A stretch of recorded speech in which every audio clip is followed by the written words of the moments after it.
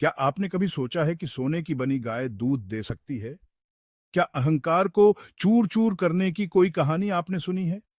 आइए, आपको सुनाते हैं एक ऐसी अद्भुत कथा जिसने काशी के पंडितों का घमंड तोड़ दिया। काशी की पवित्र नगरी, जहां गंगा मैया का पावन जल बहता है, जहां ज्ञान और भक्ति का संगम होता है। इसी पावन भूमि पर एक महान संत हुए, संत रविदास जी। उनकी छोटी सी कुटिया में ज्ञान का ऐसा दीपक जलता था जिसकी रोशनी दूर दूर तक फैली हुई थी। दिन भर चमड़े का काम करते और प्रभु का नाम जपते। उनकी मधुर वाणी सुनकर लोग मंत्रमुग्ध हो जाते। एक सुबह काशी के प्रसिद्ध विश्वनाथ मंदिर के प्रांगण में कुछ पंडित आपस में बातें कर रहे थे। उनके चेहरों पर चिंता की गहरी रेखाएं थीं। सुना है, कल महारानी झांसी भी रविदास के दर्शन को आई थी, एक पंडित ने कहा। हाँ, और तो और राज दरबार के मंत्री भी उनसे सलाह लेने जाते हैं, दूसरे ने जोड़ा। वृद्ध पंडित ने क्रोध से कहा, यह सब हमारे लिए अपमान है। एक चमार होकर शास्त्रों की व्याख्या करे और हम चुपचाप देखते रहें। तभी एक चतुर पंडित ने कहा, मैंने सुना है कि रविदास चमत्कार में विश्वास नहीं करते। क्यों न हम उन्हें ऐसी परीक्षा में डालें जहां उनका ज्ञान और उनकी भक्ति दोनों की परीक्षा हो जाए। सभी पंडितों की आंखों में चमक आ गई। अगले दिन वे राजदरबार में पहुंचे। राजा सिंहासन पर विराजमान थे। दरबार में सन्नाटा था। महाराज की जय हो। पंडितों ने झुककर प्रणाम किया। राजा ने मुस्कुराते हुए कहा, कहिए पंडित जी, आज इतने सारे विद्वान एक साथ, कोई विशेष कारण? पंडितों के मुखिया ने कहा, महाराज, हम एक ऐसी समस्या लेकर आए हैं जो धर्म और समाज दोनों से जुड़ी है। राजा ने गंभीरता से पूछा, कैसी समस्या है पंडित जी? पंडित मुखिया ने चालाकी से कहा, महाराज, आजकल लोग सच्चे ज्ञान को भूलकर भ्रम में पड़ गए हैं। एक चर्मकार को संत मानने लगे हैं।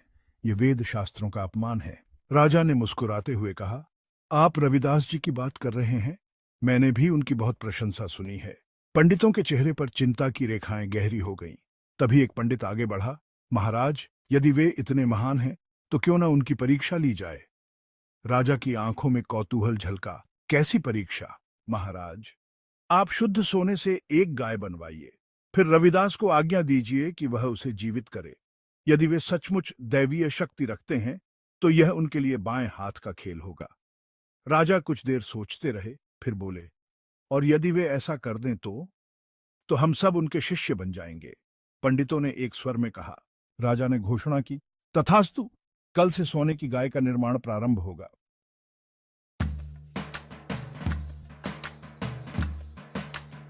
दिन रात की मेहनत से कुशल कारीगरों ने एक अद्भुत स्वर्ण गाय का निर्माण किया। उसकी आंखों में हीरे जड़े गए, सींगों पर मोती की माला और गले में रत्न जड़ित हार। गाय इतनी सजीव लग रही थी कि बस सांस लेने की कमी थी। रविदास जी अपनी कुटिया में जूतों की मरम्मत करते हुए भजन गा रहे थे। मन चंगा तो कठौती में गंगा, बुरा मन तो भटके 84। तभी राजा का संदेशवाहक आया। गुरुजी, महाराज ने आपको दरबार में बुलाया है। रविदास जी मुस्कुराए। प्रभु की इच्छा। वे उठे और चल दिए। दरबार में चारों ओर लोगों की भीड़ थी। सभी की नजरें दरवाजे पर टिकी थीं। तभी रविदास जी का प्रवेश हुआ। उनके चेहरे पर अद्भुत तेज था। सादा वस्त्र, पैरों में खड़ाऊं और माथे पर तिलक। राजा ने उठकर उनका स्वागत किया। आइए रविदास जी, आज आपकी महान परीक्षा है। रविदास जी ने विनम्रता से कहा, महाराज, जीवन ही एक परीक्षा है।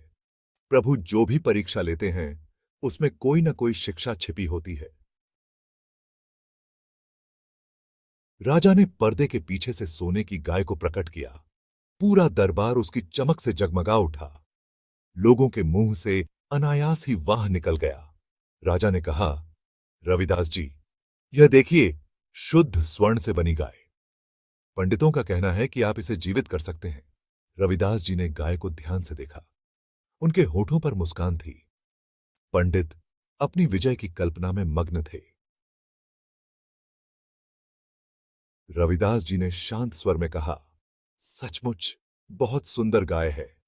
मैं इसे अभी जीवित कर दूंगा, पर एक छोटी सी शर्त है। पंडितों के चेहरे खिल उठे। उन्हें लगा कि रविदास जी बहाना बना रहे हैं। कैसी शर्त है गुरुजी? राजा ने पूछा।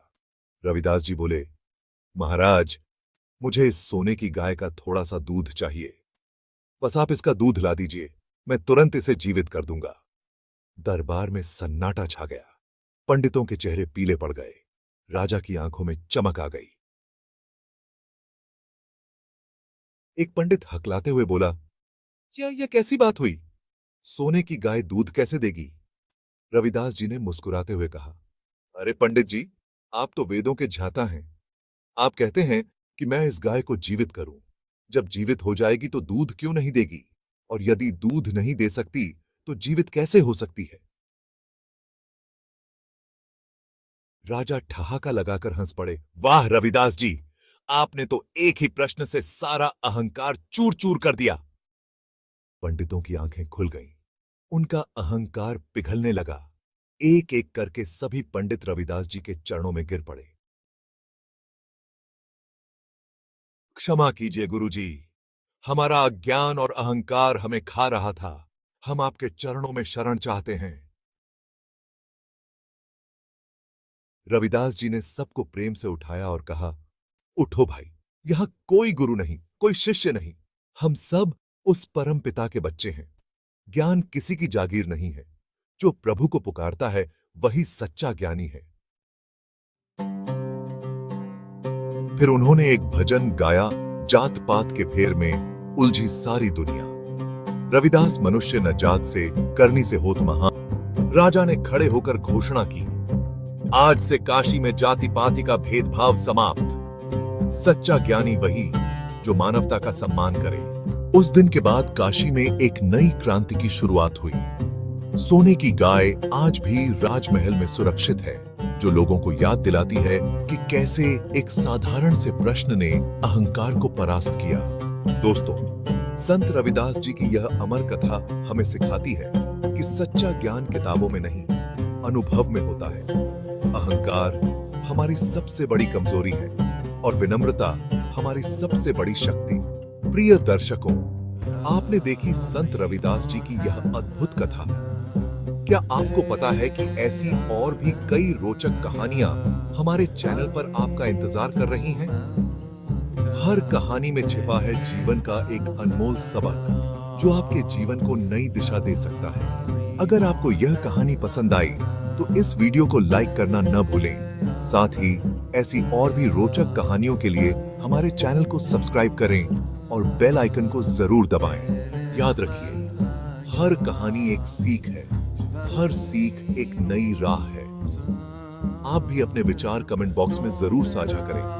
आपका एक कमेंट हमारा हौसला बढ़ाता है। अगले वीडियो में हम लेकर आएंगे एक और रोचक कहानी जो आपके दिल को छू लेगी।